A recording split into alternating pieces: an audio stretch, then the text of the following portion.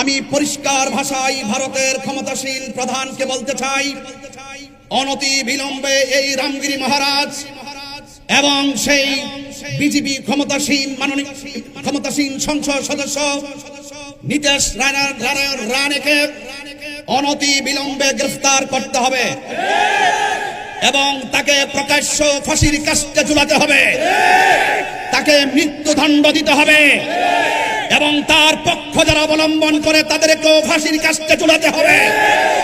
এই ভারতের রাজপথে এক সাংবাদিক এক আন্দোলনকারীকে প্রশ্ন করেছিল, আপনাদের কি কাজ কারবার নাই?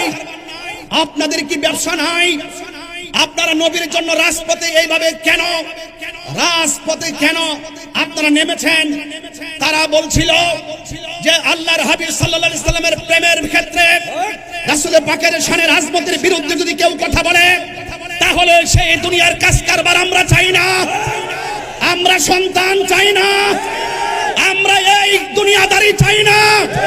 আমরা আল্লাহর হাবিবের জন্য, আল্লাহর হাবিবের শান আজমতের জন্য আমরা দুনিয়ার সব ছেড়ে দিতে রাজি আছি।